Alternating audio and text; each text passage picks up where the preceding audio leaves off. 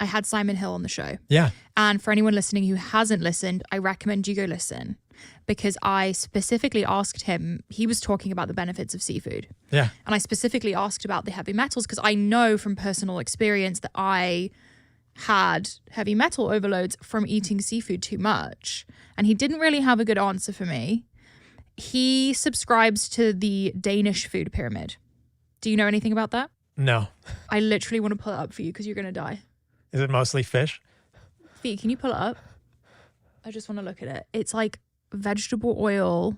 Oh, seed oils. Yeah. Let's be clear. Seed oils, not vegetable Seed oil. oils. Let's call it Let what it me is. show you this pyramid, Call because it what it is. my jaw dropped. I Yeah. like had it in front of me and I was like, this is the opposite of how I live my life.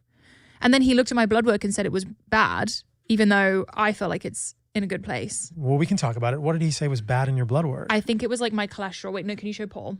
Yeah. I'm friends with Simon. I really appreciate him as a human. No, he's great. I think the last time I was in Los Angeles, I spent 2.5 hours working out with him at Gold's. And probably in that 2.5 hours, we lifted for like 20 minutes and just talked. But you guys like We have didn't record it, but don't you guys kind of have internet beef? Am I wrong? I don't have internet beef with him. He might. I don't even know what he's saying about me. I don't pay attention to this stuff, Mari. I Like, think he has internet beef with you. I mean, like, that's fine. A lot of people have internet beef with me, and I don't know. Like, I'm just on my grind, you know? Like, I don't care. I love this approach. Philosophically, I just feel like I don't do my best work when I worry about what other people are saying about me. Obviously, I love respectful scientific discussion. I love sharing of ideas, but You know, I think a lot of people use your name because it gets views. I'm beginning to see that. Yes. Is that I imagine this is sort of an offhand compliment. So the Danish food pyramid is eat plant-rich, varied, not too much, eat more vegetables and fruit, eat less meat, choose legumes and fish, eat whole grain foods, choose vegetable oils and low-fat dairy products, eat less sweet, salty, and fatty food, thirsty, drink water. Okay. Yeah, we can talk about any piece of that you'd like, but I mean, what do you think of the Danish food pyramid? I think it's the opposite of what I would do. I think let's just start with where I think vegans, vegetarians, Simon and I all agree, right? Ultra processed food, horrible for humans. Anyone listening to this, if you increase the quality of your food, and this means eating more unprocessed, whole animal and plant foods, whether it's fruit or vegetables, you're going to get healthy. Mm-hmm. And we can all agree on this. What we disagree on gets into the nitty gritty a little bit. First, around seed oils, because I think that one of the things we find a lot in ultra processed food are seed oils. Mm-hmm. I think we talked some in the last podcast here. Corn, canola, sunflower, safflower, soybean oils are the main oils. And just so people understand the context of these oils, never in the American diet or really Western diet until 100 years ago with Procter & Gamble and the creation of Crisco. And so 130 years ago, Americans, Westerners essentially eat zero seed oils.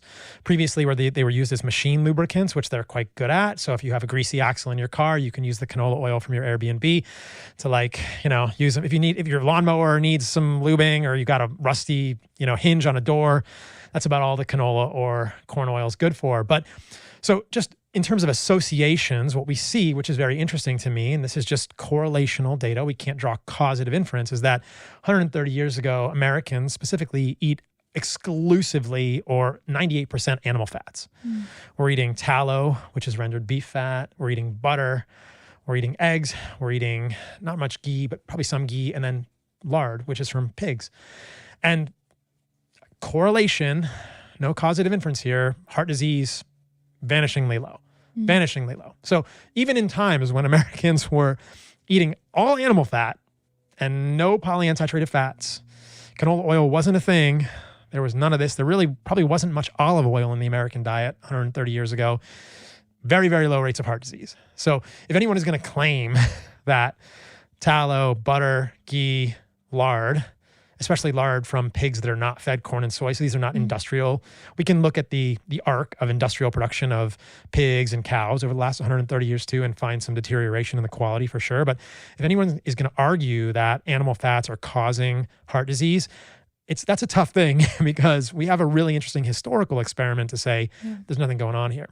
I'm assuming you've heard of the new documentary on Netflix, You Are What You Eat. Yeah, I did some content on it. The twin experiment. Just for context, for anyone listening who doesn't know, there is a new documentary on Netflix with twins.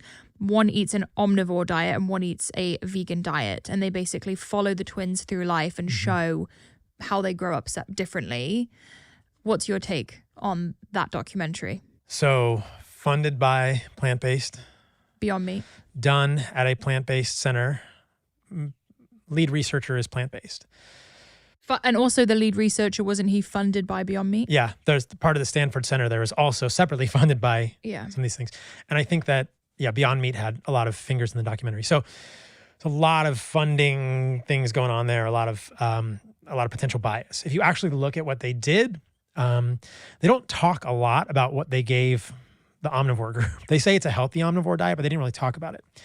And in the paper that they published, they said, oh, the study was so great, the vegans lost more weight. Well, if you look at the data, the vegans also ate less calories. They gave the vegans less calories, and then the vegans ate less, and then they lost more weight. So, okay, well, the omnivores also lost weight, but the vegans lost more weight because they either gave them less weight, because they gave them portions of food in the beginning, and the vegans lost more weight. So it's kind of like stacked in a weird way. And then the other metric they used was LDL. So this will wrap us into a conversation around cholesterol. And they said, oh, look, the vegan diet decreased LDL more than the omnivore diet. That was the problem Simon had with my blood work. The LDL, the cholesterol. Yes. This is one of Simon's hangups. Again, and I'll try to represent his position as accurately as I can. I think I was telling you before we started the podcast that Simon and I recently we hung out at Gold's Gym in Venice, and we didn't record this conversation. We probably should have. We worked out, quote unquote, worked out for 2.5 hours. And I think we probably lifted weights for 25 minutes, and the rest of it was just talking and kind of debating, friendly, not being recorded. And I learned a little bit of his story from him. And the main reason that he communicated to me, and again, I'm hoping I'm representing this accurately, he can correct me if I'm not, is that he was concerned about his iron levels and his cholesterol. That was the reason he went vegan. He didn't feel bad. He just didn't want his cholesterol to be so high. So Simon is very concerned about cholesterol, and we can talk about why he and I differ in our views here.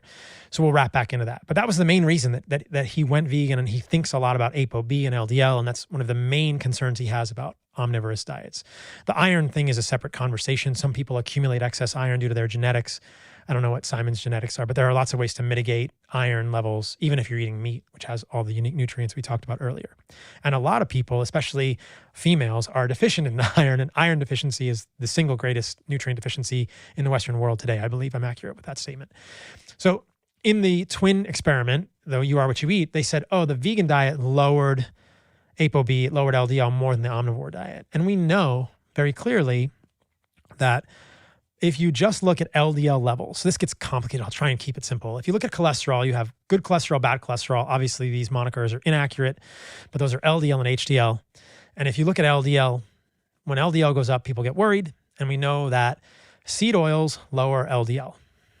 And saturated fats from animals raise LDL in probably 70% of the population, and they may raise it 10 to 20%. So when I get my blood work done, I don't have any seed oils in my diet. I'm very strict about this. And I eat a lot of saturated fat, relatively speaking. I eat butter. I don't worry about the fat in my steak.